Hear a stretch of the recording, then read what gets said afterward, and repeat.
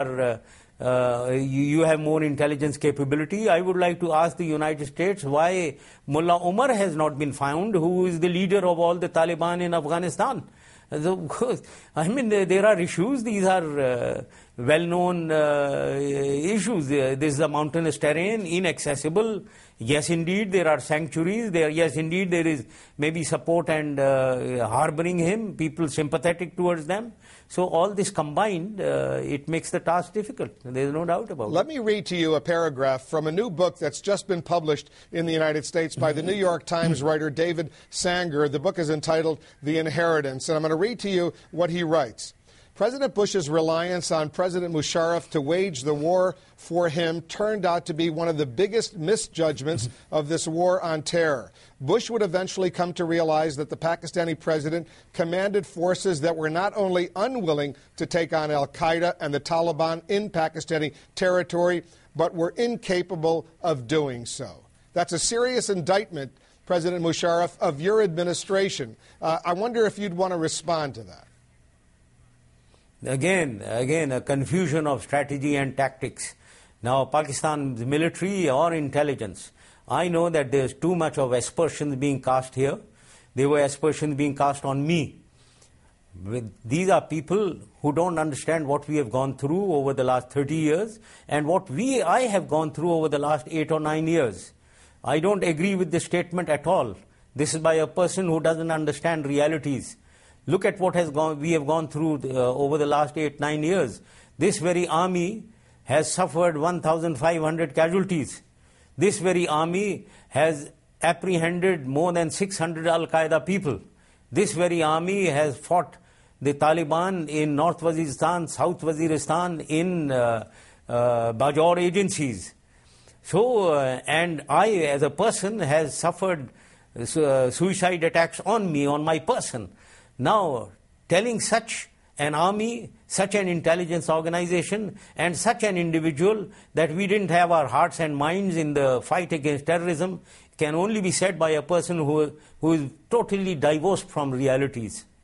Because there is a suggestion out there, and you've heard it often, that there are elements inside the Pakistani military, but especially inside the Pakistani intelligence services, that are sympathetic to the Taliban and al-Qaeda. Now let it be very clear to everyone that in Pakistan, if we need to strengthen the global war on terror, we need to strengthen the army and the intelligence organization of Pakistan. And they are doing a good job. It is only the detractors, those who want to weaken Pakistan, who try to cast aspersion on these two organizations. It weakens the global war on terror. And I have said it very clearly in the beginning, let us not confuse strategy with tactics. Tactical differences are there and will remain there. That doesn't mean at all that there is no will or there is no resolve in the Pakistan army or intelligence, or I lacked the resolve personally when we were dealing with al-Qaeda. Let's not confuse the two. We are handling a situation which is extremely sensitive, extremely explosive in Pakistan. We are handling al-Qaeda. We are trying to handle Taliban. We are trying to handle Talibanization, which is spilling over into the settled districts of frontier. We are trying to handle extremism in the society of Pakistan. And there are linkages between all these four. This is what the complexity of the situation is. A person sitting here thinks that it is only Al-Qaeda and Taliban. We are handling a very complex situation which needs a very clear perception. And we should know that the Pakistan Army and the intelligence is very clear, understands the problem. It is people here who maybe are affected by propaganda which wants to undermine Pakistan's efforts. They get affected by that. And they play in their hands, and that is what creates a kind of a rift between United States and Pakistan also, and creates a rift as far as the understanding of military operations, armies thinking, or the intelligence thinking is. And this is, I thought when I decided to give you this interview, And when I came now on this lecture circuit, one of my aims was to indicate to the public here that, listen, I can tell you that if you weaken the Pakistan Army and its intelligence, you will weaken the global war on terror. Let my words be very, very clear. And there's no doubt, President Musharraf, that the stakes are enormous because this is a very explosive situation. You're absolutely right on that. And I want to play for you what the former U.S. Secretary of State, Madeleine Albright, said to me not that long ago on December 1st. Listen to Madeleine Albright. My own sense is Pakistan has everything that gives you an international migraine. It has nuclear weapons, it has terrorism, extremists, corruption, very poor, and it's in a location that's really, really important to us. She says it gives her an international migraine. Now, obviously, you're right. The stakes are so enormous. So the question to you is this. How do you ease that migraine, that international migraine, and move on so that Pakistan becomes a democratic, productive, cooperative member of the international community?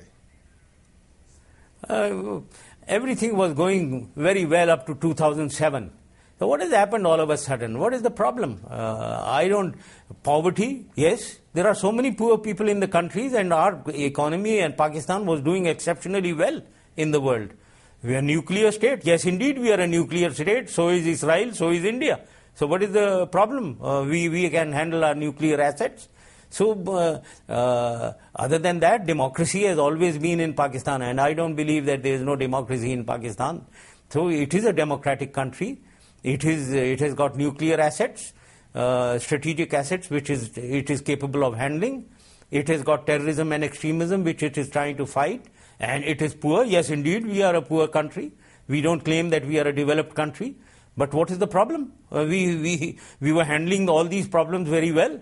And if you see internationally, maybe we were handling our problems much better, much better than most of the developing countries. So what is the issue? I don't see any issue. Is the nuclear arsenal, Pakistan's nuclear arsenal, totally secure from your perspective? Do you believe there is any threat that these weapons could get into the hands of terrorists? No. They are absolutely secure. As secure as any other country's nuclear assets. They are as secure. We have adopted the best practices from around the world, maybe from whatever you practice also, and we evolved a system where the development of our assets and the holding of our assets, both are under exceptionally good custodial controls, and there is no doubt that these cannot fall into the hands of extremists or terrorists unless the whole country goes terrorist and extremist. And this is what I need to again warn, that undermining the Pakistan Army, undermining our intelligence organization, especially the ISI, is undermining Pakistan, and it is most dangerous. Did you feel personally betrayed when President Bush urged you to take off your military uniform, give up your role as the commander of the Pakistani military, and stick to a civilian role? Well, I don't think. Why are you presuming that President Bush gave me such advice? He has hardly ever been interfering in our internal affairs, and such an advice, I never got such an advice from it. All right, so those reports that he urged you... It was my own decision. Okay, go ahead. Those reports that he urged you to do so are not true. No, not at all. I don't think that is true at all. I myself was in a stage of three-stage transition in Pakistan, a democratic transition, and that is what I was executing. And it had all these elements of removing of uniform in accordance with the Constitution of Pakistan, holding of elections in accordance with the Constitution of Pakistan. I was following that agenda for Pakistan in Pakistan's interest. And nobody was really advising, and I